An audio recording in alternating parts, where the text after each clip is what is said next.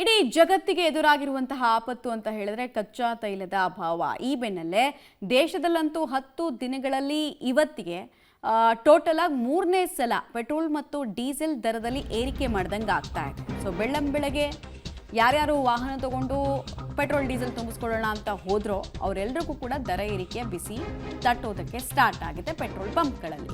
10 ದಿನದಲ್ಲಿ 3ನೇ ಸಲ ತೈಲ ದರ ಏರಿಕೆ ಆಗಿದೆ. ಈ ಸಲ ಎಷ್ಟು ಏರಿಕೆ ಆಯಿತು ಅಂತ ಕೇಳಿದ್ರೆ ₹1 ಒಳಗೇನೆ.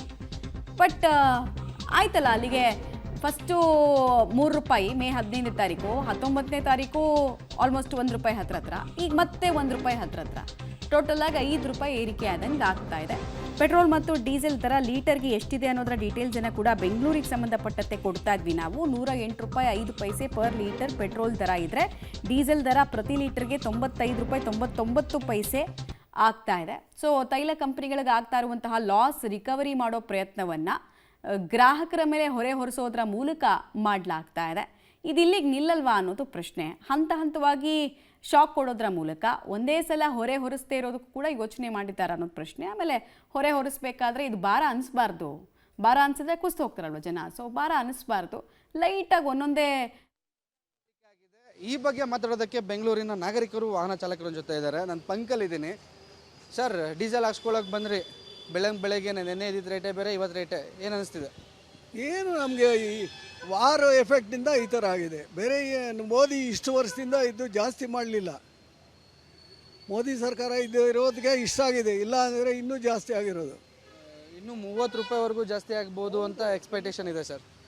ಆದರೆ ಏನು ಮಾಡೋಕ್ಕಾಗುತ್ತೆ, ಗಲ್ಫ್ ಕಂಟ್ರಿ ವಾರ್ ಅಲ್ವಾ. ಇಲ್ಲ ಅಂದರೆ ಇಷ್ಟು ವರ್ಷದಿಂದ ರೈಸ್ ಆಗದೆ ಇದ್ದಿತ್ತು, ಈಗ ಹೆಂಗೆ ರೈಸ್ ಆಗುತ್ತೆ? ಅಡ್ಜಸ್ಟ್ ಮಾಡ್ಕೊಂಡು ಬದುಕಲೇಬೇಕು. ಖಂಡಿತ. ಇನ್ನು ಡೀಸೆಲ್ ರೇಟ್ನ ನಿಮಗೆ ತೋರಿಸ್ಬಿಡ್ತೀನಿ. ಡೀಸೆಲ್ ಟ್ಯಾಂಕರಲ್ಲಿ ಗಾಡಿಗೆ ಡೀಸೆಲ್ ಹಾಕ್ಸ್ಕೊತಿದ್ದಾರೆ, ಅನಿವಾರ್ಯ. ಯಾಕಂದರೆ ಇದು ಎಸೆನ್ಷಿಯಲ್ ಸರ್ವಿಸ್ ಅಂತಲೇ ಹೇಳ್ಬೋದು.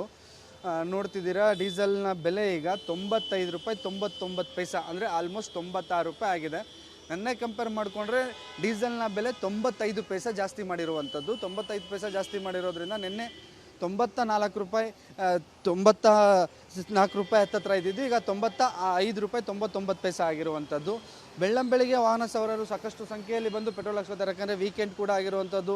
ಇಲ್ಲಿ ನೋಡ್ತಿದ್ದೀರಾ, ಕಾರ್ ಡ್ರೈವರ್ಸ್ಗಳೆಲ್ಲ ತಮ್ಮ ಗಾಡಿಗಳಿಗೆ ಹಾಕ್ಸ್ಕೊತಿದ್ದಾರೆ. ಇನ್ನೊಬ್ಬರು ಎಲ್ಲೋ ಬೋರ್ಡ್ ಗಾಡಿ ಇದೆ, ಯಾಕಂದರೆ ಅದನ್ನೇ ನಂಬ್ಕೊಂಡು ಅವ್ರು ಜೀವನ ಮಾಡ್ತಾರೆ. ಅವ್ರನ್ನ ಮಾತಾಡಿಸ್ತಾ ಹೋಗ್ತೀನಿ, ಅವ್ರೇನು ಹೇಳ್ತಾರೆ ಅಂತ ಕೇಳ್ತಾ ಹೋಗ್ತೀನಿ. ಸರ್, ಡೀಸೆಲ್ ಬೆಳಗ್ಗೆ ಶಾಕ್ ಕೊಡ್ತಿದೆ ಸರ್. ಏನು ಮಾಡೋದು ಸರ್, ಅವ್ರು ಎಷ್ಟು ಮಾಡಿದ್ರು ಅಷ್ಟು ನಾವು ಮಾಡಲೇಬೇಕು.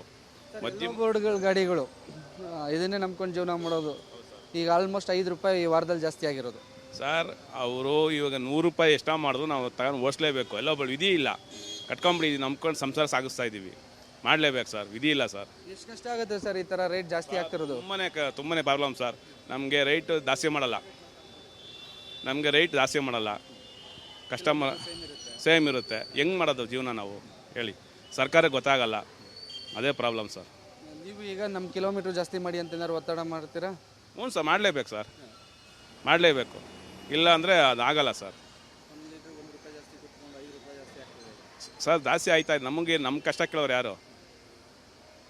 ನಮ್ಮ ಕಷ್ಟ ಕೇಳೋರು ಯಾರು ಸರ್? ಜಾಸ್ತಿ ಮಾಡ್ತಿದ್ದಾರೆ, ನಿಮ್ಮ ಕಷ್ಟನ ಯಾರೂ ಕೇಳಲ್ಲ ಸರ್. ಅದೇ ಪ್ರಾಬ್ಲಮ್ ಸರ್.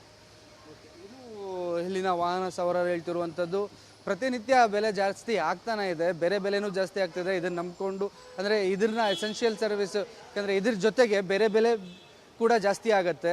ನಮಗೆ ಮಾತ್ರ ಕಷ್ಟನ ಯಾರೂ ಕೇಳ್ತಿಲ್ಲ. ಈಗ ಹೇಗೆ ಜೀವನ ಮಾಡೋದು?